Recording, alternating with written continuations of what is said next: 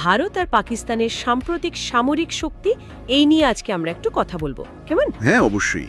আমাদের কাছে তো 2025-এর মাঝামাঝি সময়ের কিছু পাবলিক ডেটা, কিছু রিপোর্ট আছে। হুম। তো গ্লোবাল ফায়ার পাওয়ার র্যাঙ্কিংয়ে দেখছি ভারত 4 নম্বরে আর পাকিস্তান 9 নম্বরে। হ্যাঁ, র্যাঙ্কিংটা তো আছেই, কিন্তু শুধু র্যাঙ্কিং দিয়ে তো পুরো ছবিটা বোঝা যায় না, তাই না? একদম।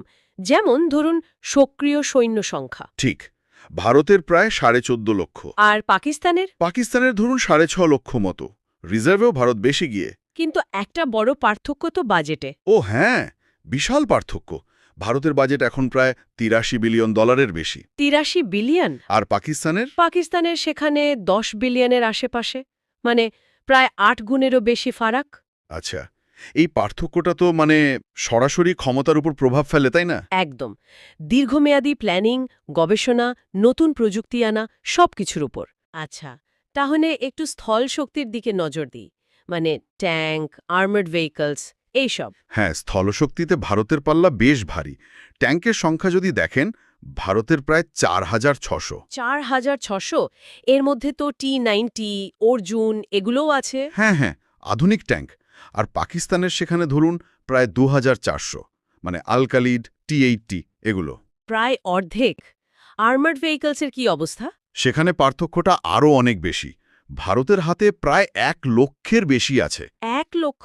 হ্যাঁ, আর পাকিস্তানের সেখানে 1,020-র কাছাকাছি, 18,000 মতো। ও, তাহলে গ্রাউন্ডে ভারত বেশ শক্তিশালী অবস্থানে। নিঃসন্দেহে।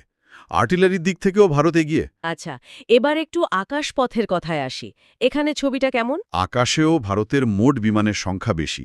প্রায় 2200 ভারতের, পাকিস্তানের প্রায় 1400। ফাইটার জেট, মানে যুদ্ধবিমান। ফাইটার জেটও ভারত এগিয়ে।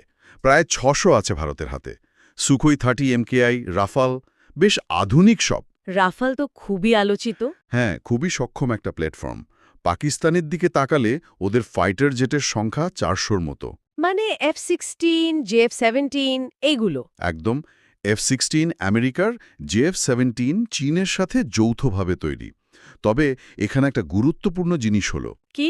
AARC, মানে airborne warning and control system. হ্যাঁ হ্যাঁ, ওই যে উড়ন্ত রাডার স্টেশন। ঠিক ধরেছেন। ভারতের হাতে এগুলোর সংখ্যা 6টির বেশি, পাকিস্তানের আছে 3টি। তার মানে ভারত আকাশপথে অনেক আগে থেকে অনেক দূরে নজর রাখতে পারে। একদম। এটা আকাশযুদ্ধের নিয়ন্ত্রণে একটা বিরাট কৌশলগত সুবিধা দেয়। বেশ, আকাশপথের পর এবার সমুদ্রে যাওয়া যাক। নৌবাহিনী। নৌবাহিনীতে ভারতের অ্যাডভান্টেজটা আরও পরিষ্কার। মোট যুদ্ধজাহাজের সংখ্যায় ভারত প্রায় 3 গুণ এগিয়ে।